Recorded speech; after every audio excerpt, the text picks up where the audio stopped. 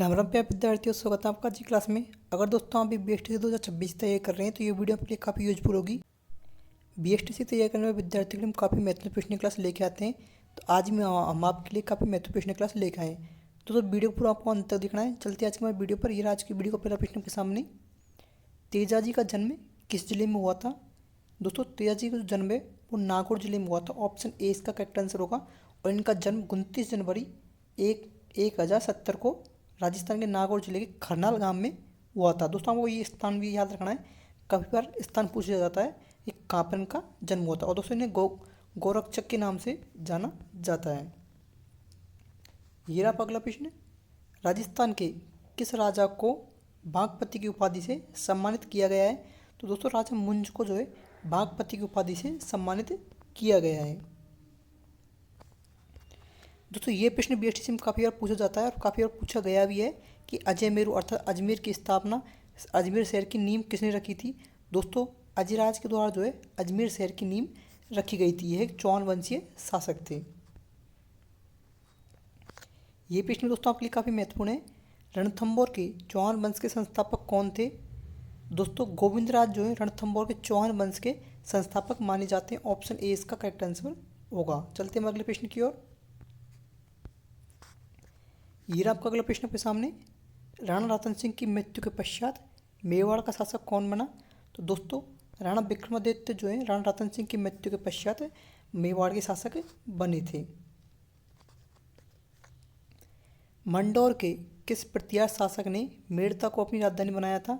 दोस्तों नागभट्ट प्रथम ने जो है मेड़ता को अपनी राजधानी बनाया था। निम्नलिखित में से किसे बीकानेर के किस शासक को ज्योतिष रचनाकार की रचना है? दोस्तों ज्योतिष रचनाकार जो है वो किस शासक की रचना है? तो राय सिंह की यह रचना है।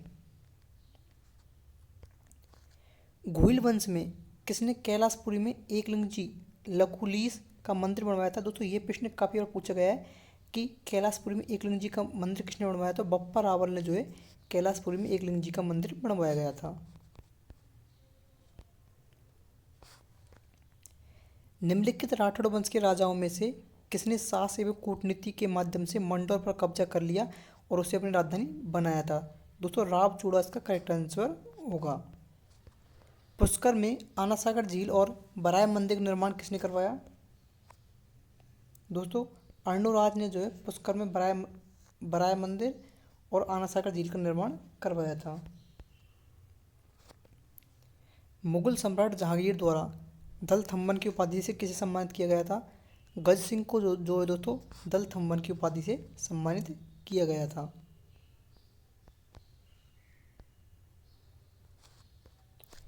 निम्नलिखित में से चौहान शासक ने हर्षनाथ मंदिर का निर्माण किसने किया? तो दोस्तों चौहान शासकों में से जो है गुवक प्रथम ने जो है हर्षनाथ मंदिर का निर्माण किया था। दोस्तों ये प्रश्न BSTC में काफ़ी बार पूछा गया है। निम्नलिखित में से कौन अभिनव भट्टाचार्य के नाम से जाना जाता है? तो दोस्तों महाराणा कुंभा को जो है अभिनव भट्टाचार्य के नाम से जाना जाता है। मूणोत नैणसी को राजपूताने का अबुझ फसल किसने कहा था? दोस्तों मुंशी देवी प्रसाद ने जो है मूणोत नैणसी को राजपूताना का अबुझ फसल से कहकर संबोधित किया था। 1920 ईस्वी में स्थापित मारवाड़ सेवा संघ के प्रथम अध्यक्ष कौन थे? दोस्तों दुर्गाशंकर जो है 1920 में स्थापित मारवाड़ सेवा संघ के प्रथम अध्यक्ष थे।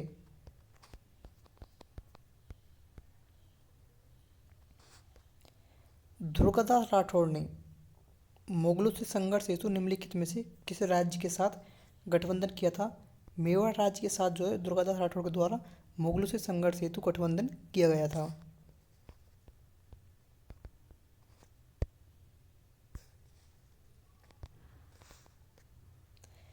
1570 ईस्वी में किस राजा द्वारा नागौर दरबार का आयोजन किया गया था? दोस्तों अकबर के द्वारा जो है नागौर दरबार का आयोजन किया गया था।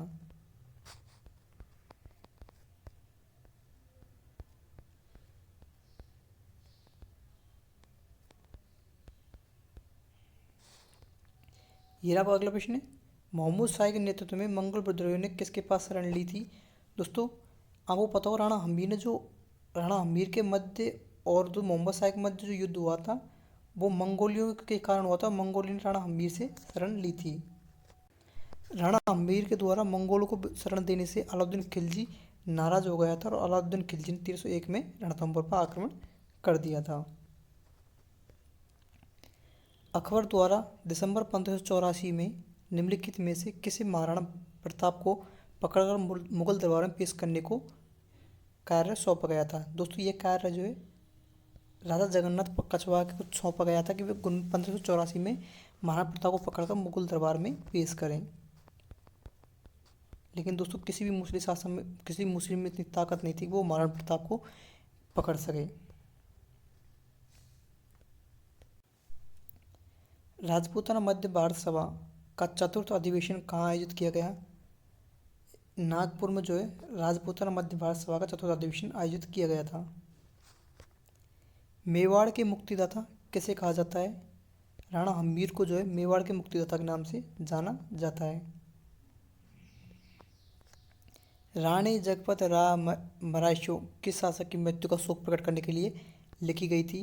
दोस्तों, ये पंक्ति जो है महाराजा जगत सिंह की मृत्यु का शोक प्रकट करने के लिए लिखी गई। दोस्तों, ये प्रश्न सीईटी में पूछा गया है। किस वर्ष में पृथ्वीराज तृतीय ने महुआ के शासक चंदेल को हराया था? दोस्तों 1182 में जो है पृथ्वीराज तृतीय के द्वारा चंदेल को हराया गया था। ये देखो दोस्तों, ये प्रश्न काफ़ी बार पूछा गया है कि अजमेर अर्थात अजमेर शहर की नींव किसने रखी? तो अजयराज के द्वारा जो है अजमेर शहर की नींव रखी गई थी।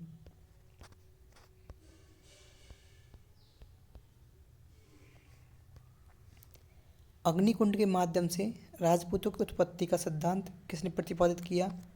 चंद्रवरदाई ने दोस्तों ये सिद्धांत प्रतिपादित किया था कि राजपूतों की जो उत्पत्ति है वो अग्निकुंड से हुई है।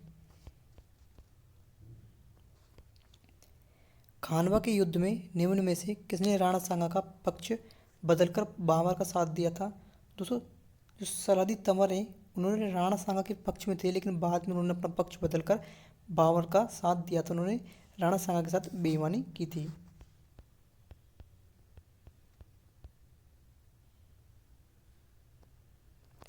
अजमेर का पहला शासक कौन था जिसने अपने नाम के सिक्के जारी किए थे? दोस्तों, अजयराज जो था उन्होंने अपने नाम के सिक्के जारी किए थे।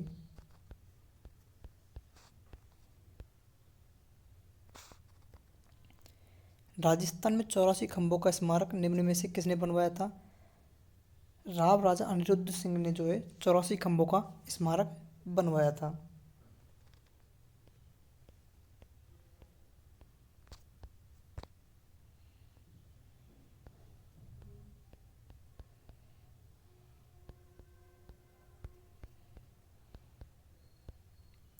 यह दोस्तों अगला प्रश्न आपके सामने।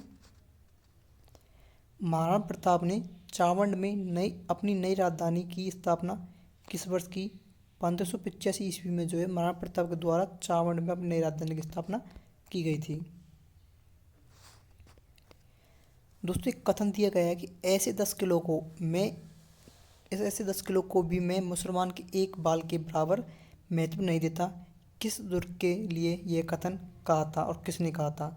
दोस्तों, यह कथन जो है जलालुद्दीन ने रणथंभौर के दुर्ग के लिए कहा था, क्योंकि जलालुद्दीन जो है रणथंभौर के दुर्ग को जीत तो नहीं पाया और इस मुस्लिम शासक पर और तो कुछ बना नहीं, अपनी गरिमा को बचाए रखने के लिए इसने ये कथन कहा था कि 10 किलो को मैं अपने मुसलमान के बाल के समान नहीं समझता। तो एक महाराणा प्रताप इतने बड़े शासक अकबर पर नहीं झुका था, क्योंकि वो हिंदुत्व का शासक था और हिंदू कभी भी किसी के सामने नहीं झुके। हकीकत भाई का मुख्य रूप से किस राज्य से संबंध है? दोस्तों, जोधपुर से जो है इनका संबंध है। दोस्तों, बीएसटीसी एग्जाम में जो है महाराणा प्रताप और राणा सांगा से संबंधित एक न एक प्रश्न आपको अधिकतर देखने को मिलता है, तो आपको जरूर याद रखना है। और अकबर और महाराणा प्रताप से अधिकतर चांस होते हैं दोस्तों एक प्रश्न आने के। मारवाड़ परगनारी विगत के रचनाकार कौन है?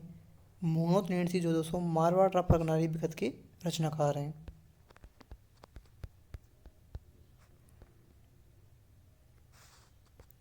जहांगीर एवं मेवाड़ के महाराणा के मध्य संधि 1665 में हुई थी। निम्नलिखित में कौन सा तथ्य असत्य है? दोस्तों, जहांगीर ने सभी जीते क्षेत्र वापस राणा को लौटा दिए, यह कथन सत्य है। राणा को मुगल दरबार में मनसब लेने भी अनिवार्य नहीं था, ये भी सत्य है।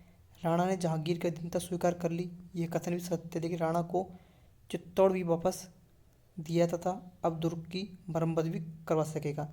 दोस्तों, ये कथन सत्य नहीं है।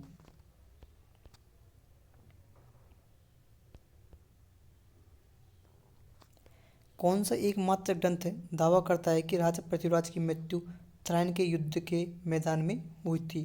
दोस्तों, विरुद्ध विधि विध्वंस यह दावा कर एकमात्र ऐसा ग्रंथ है जो दावा करता है कि पृथ्वीराज हमारे जो शासक पृथ्वीराज चौहान है उनकी मृत्यु त्रायन के युद्ध में हुई थी। चौहान वंश के किस शासक ने प्रताप लंकेश्वर की उपाधि धारण की? सोमेश्वर ने जो है प्रताप लंकेश्वर की उपाधि धारण की थी। दोस्तों, आज की वीडियो को वहीं पर समाप्त करते हैं। अगर आपको हमारी वीडियो अच्छी लगी, वीडियो को लाइक करें, चैनल को सब्सक्राइब करें तो अपने दोस्तों के साथ शेयर करें। धन्यवाद। राम राम, जय श्री श्याम, जय श्री कृष्ण।